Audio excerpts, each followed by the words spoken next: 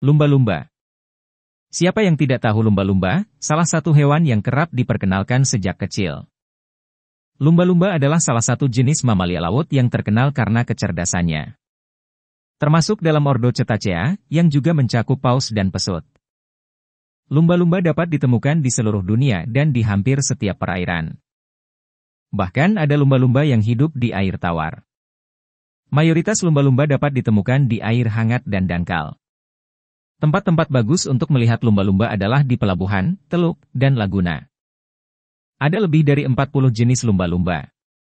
Beberapa spesies lumba-lumba yang lebih besar dapat ditemukan di daerah yang lebih dingin, seperti daerah Kutub Utara dan Antartika.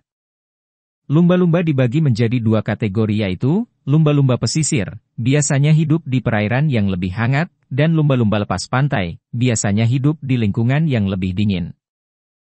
Lumba-lumba memiliki sebuah sistem yang digunakan untuk berkomunikasi dan menerima rangsang yang dinamakan sistem sonar. Sistem ini dapat menghindari benda-benda yang ada di depan lumba-lumba, sehingga terhindar dari benturan. Ada berbagai jenis vokal lumba-lumba, mulai dari jeritan, rintihan, squawks, suara peluit, dan lainnya. Mereka akan menggunakan jenis suara untuk saling berkomunikasi dan menemukan objek di dalam air. Lumba-lumba merupakan hewan mamalia laut yang dapat menyusui anak-anaknya dan berkembang biak dengan cara melahirkan atau disebut juga hewan vivipar. Sebagai mamalia, lumba-lumba biasanya hanya melahirkan satu anak dengan masa kehamilan yang bervariasi tergantung spesies. Mulai dari 10 bulan sampai 18 bulan. Ia berbeda dari spesies ikan yang lain sehingga tidak bernapas menggunakan insang, melainkan dengan paru-paru. Hal ini bisa dibuktikan dengan pergerakan lumba-lumba yang biasanya muncul ke atas permukaan air untuk mengambil udara. Ia bernapas melalui lubang sembur atau lubang hidung yang terletak di atas kepalanya. Jadi, ketika mereka naik ke permukaan air untuk bernapas, udara akan langsung masuk ke paru-paru. Menurut fakta, lumba-lumba adalah omnivora dengan diet yang terdiri dari berbagai macam makanan. Lokasi geografis mempengaruhi makanan mereka. Lumba-lumba pantai memakan lebih banyak ikan dan invertebrata yang tinggal di bawah, sementara lumba-lumba lepas pantai memakan ikan dan cumi-cumi. Sebagian besar lumba-lumba bekerja sama saat berburu atau menangkap ikan. Mereka mungkin mengepung sekelompok besar ikan, menggiringnya ke jeruji pasir atau garis pantai untuk menjebaknya. Mungkin beberapa orang sudah mengetahui fakta unik lumba-lumba satu ini.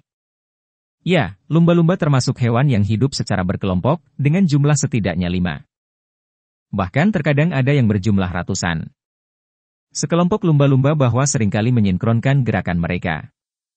Hal inilah yang memberikan pertunjukan menarik bagi siapa saja yang berhasil melihatnya. Mamalia air ini ternyata termasuk salah satu hewan yang memiliki masa hidup lama. Lumba-lumba hidung botol memiliki rata-rata waktu hidup sekitar 20 tahun. Beberapa penelitian juga menunjukkan bahwa lumba-lumba bisa hidup hingga usia 40 hingga 50-an. Bahkan, ada seekor lumba-lumba betina yang didokumentasikan untuk hidup hingga mencapai usia 60 tahun. Tentu saja hal tersebut sangat langka karena hanya 1 hingga 2% lumba-lumba yang dapat hidup hingga usia tersebut.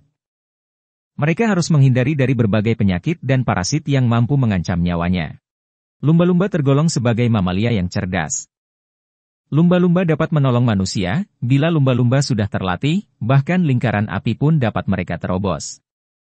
Singa laut, spesies primata, paus dan anjing juga termasuk binatang yang cerdas. Lumba-lumba yang sudah terlatih dapat melakukan berbagai atraksi dan mereka juga dapat berhitung, tetapi lumba-lumba liar belum dapat melakukan berbagai atraksi.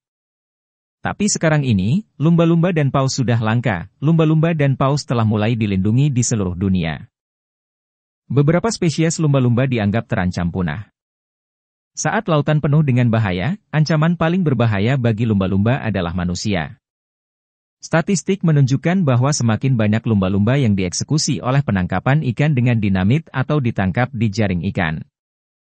Ada juga kemungkinan karena bertabrakan dengan perahu dan efek samping berbahaya dari polusi laut. Bahkan polusi suara pun berbahaya bagi lumba-lumba. Suara-suara mesin kapal, pengeboran minyak dan navigasi sonar di bawah air dapat menakuti atau bahkan melukai lumba-lumba. Beberapa penelitian telah menempatkan persentase kematian lumba-lumba secara langsung dengan penyebab terkait manusia sebesar 95%. Nah, gimana nih teman-teman? Sudah pada tahu kan, mamalia laut terkenal dengan kecerdasannya yaitu lumba-lumba. Sekian dulu ulasan tentang lumba-lumba. Jangan lupa like, komen, dan subscribe. Terima kasih dan sampai jumpa.